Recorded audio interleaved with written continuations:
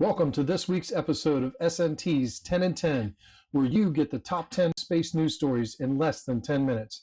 This week features insanity in Las Vegas, bringing samples back from Perseverance, new entrants into the space community, deep space discoveries, big movement at Starbase.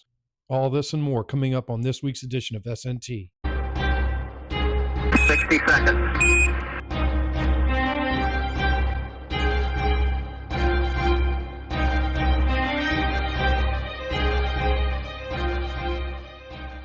This week, coming in at number 10, the U.S. Space Force announced that it would complete an environmental impact study for increased cadence of launches from Vandenburg Space Force Base, with the expected uptick in cadence from both launch pads there by SpaceX, which will predominantly be for the U.S. government. Once this is accomplished, this move could allow SpaceX to have as many as 100 launches from Slick 4 and 6 in Vandenburg in 2025. This move alone could massively increase the already insurmountable cadence for Falcon 9 established in 2024 by SpaceX. I think we're going to need more drone ship. In your face, California Coastal Commission. Coming in at number 9, NASA is poised to announce plans for Mars sample returns from the Perseverance rover on January 7, 2025. Cost of the return program are currently exponentially high at over $11 billion US. However, WISA thinks NASA should wait on the development progress of Starship, New Glenn, and Neutron. Cheaper solutions are on the horizons. For instance, if Starship was to fly in 2 years to Mars and could potentially deliver a payload for sample returns, it might be cheaper than the current cost estimates.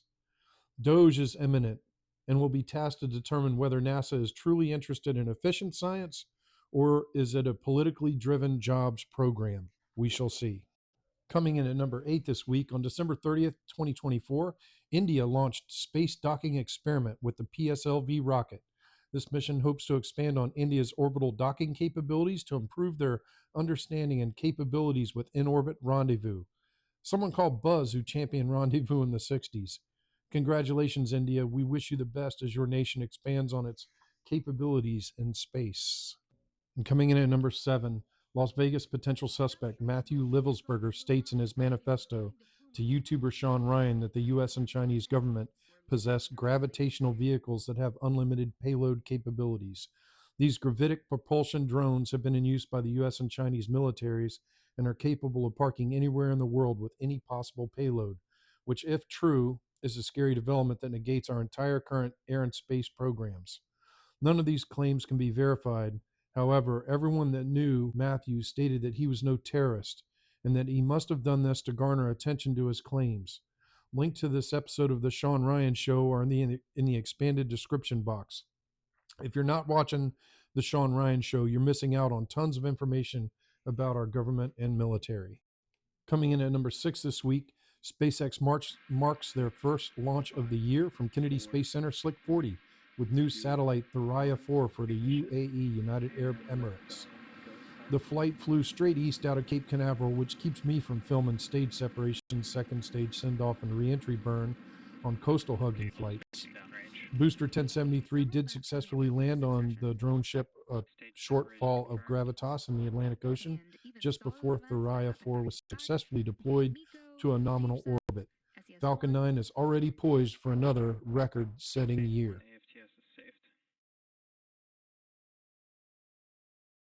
An awesome view. Nominal orbit insertion. Great callouts there. Second engine cutoff 1. And we are currently in landing burn. And waiting for Falcon 9 to land on the drone. Landing leg deployed. Another happy landing. Stage 1 landing confirmed. And here goes Thuraya 4 being sent off from the second stage of the Falcon 9. Payload separation confirmed. This week, coming in at number 5, the James Webb Telescope has just spotted the furthest known spiral galaxy in the universe on January 4, 2025. It's pictured here. The discoveries of the JWST continue to retain excitement in exploring and discovery in our universe. Coming in at number 4, FBI is currently investigating bomb threats at Starbase on January 4, 2025. With all that's going on in the world, apparently now suspects unknown are threatening to blow up Starbase. We can only hope that morons like this don't destroy the access for the rest of us at Starbase, like me in this photo. Hopefully the FBI can get to the bottom of this quickly. The threats don't appear to have slowed the progress at Starbase as the work on all areas, including the launch sites, continue. Bring on the cash. Number 3, Blue Origin's on the precipice of Flight 1 of the New Glenn rocket. New Glenn is at the pad awaiting its January 6, 2025 flight and satellite deployment that also serves as a proving ground for the U.S. government and potential future payloads. New Glenn will be in direct competition with Falcon Heavy. If they can master the booster landing, does New Glenn go on its scheduled date, or does Flight 7 make it up first? Comment your thoughts below.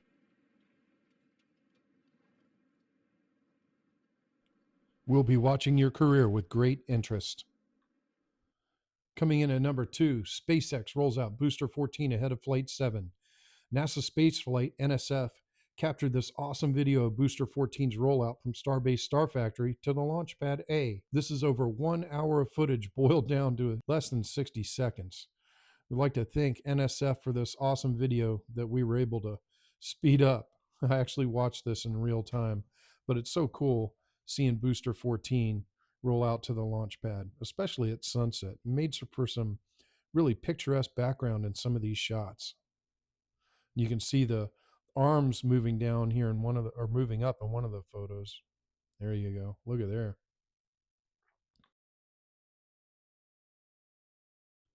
There's a link to NSF's YouTube channel in the expanded description box below. Please like and subscribe to their channel.